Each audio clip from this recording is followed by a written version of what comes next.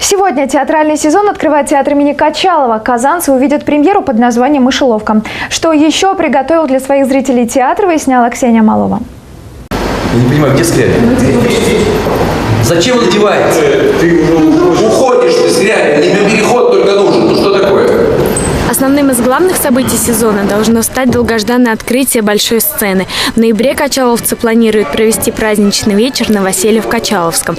Пока театр открывает свой 224-й сезон, на малой сцене премьеры детективной истории «Мышеловка» по пьесе королевы жанра Агаты Кристи. Режиссером постановки выступил Илья Славутский. Пьеса уникальная прежде всего. Когда они написали ее, когда Агата Кристи написала ее, они думали, что они поиграют, и она сойдет очень быстро. Она 60 лет живет и во всему миру ставится. В принципе, это такой, столб детективного жанра. Выбор на «Мышеловку» пал не случайно. Агата Кристи – это не только детектив, но и юмор и мелодрама. В ее пьесах всегда подняты философские вопросы. И, видимо, билеты раскуплены на 2 месяца вперед неспроста. Это вообще спектакль уникальный будет. Малое пространство. Зритель не просто будет смотреть, он фактически будет участвовать. Здесь же все вот как в кино, крупный план.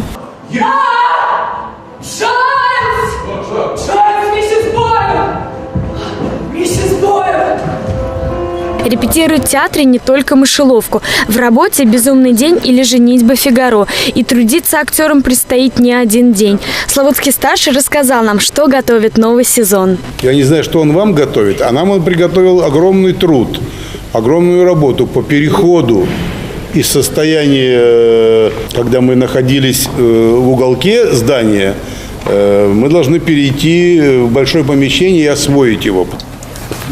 После долгого затишья жизнь Качаловского театра вновь входит в рабочий ритм.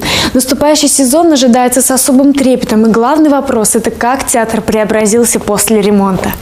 Реконструкция шла 11 лет. В общей сложности потратили 1 миллиард рублей. Ощущение, что ничего не поменялось, но поменялось все. Вход, в принципе, просто чуть-чуть подреставрировался, потому что он не переделывался. Он такой был уже несколько лет. Вот начиная отсюда, вот с этой части, началась реставрация. Поменялась и сцена. Ее оснастили новым механооборудованием, увеличилась площадь закулисных помещений. Не обошли стороной и гримерки. Если раньше артистам приходилось ютиться по 5-6 человек, то теперь больше 3 не собираются. Но все же самым долгожданным объектом стал новый репетиционный зал. Это вот большой репетиционный зал, вот как раз скрипач на крыше, мы сейчас здесь репетируем. Вот.